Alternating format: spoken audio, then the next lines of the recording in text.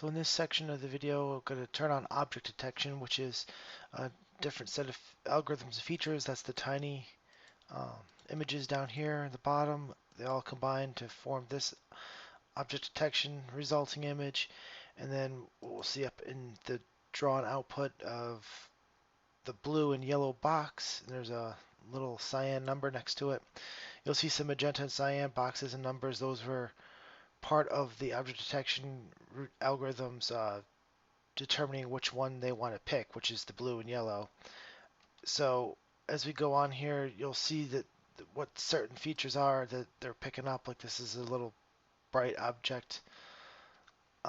As it goes on, so there's a couple. The magenta ones are non-qualified candidates. But verbosity is turned on because I haven't really seen this algorithm in work in quite some time. So we'll see this is actually a bright rock. So in that scene, it kind of makes sense that that would be something that it would want to check out. These are for dark features over here that's picking up.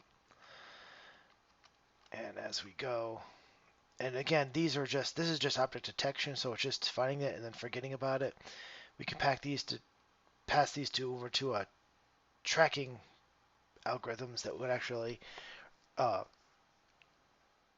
attempt to track the object through the frames.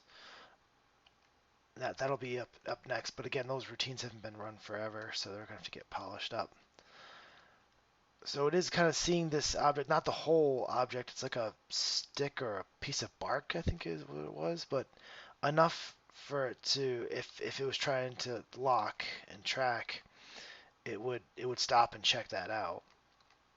So you can see you'll get sides of obstacles that, and those obstacles are barely being picked up in ResF for navigation. So sometimes false positive could be something you're trying to avoid rather than something you're trying to investigate.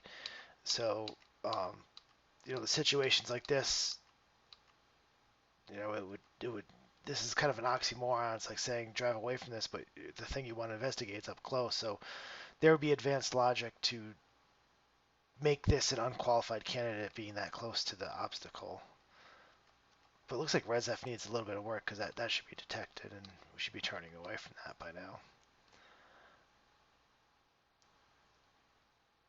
And let's see if I can get it turned around, facing more towards the sun for a different outlook. So look at that. There's a nice rock right there, sitting up bright. Definitely something you'd want to see, get up close to. Same thing with this piece of bark or leaf or whatnot. So it's definitely making logical sense of basic features of what to investigate, what to check out. That's just frame by frame, no memorization, no nothing. So that's interesting because that's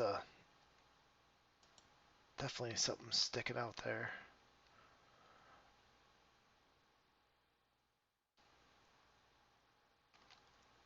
I picked right up on that nice bright rock. That'd be a solid lock if tracking was turned on. It doesn't get it every time. That's obviously just not that important of a feature. And this is above the hazard area, so that would just should be taken out.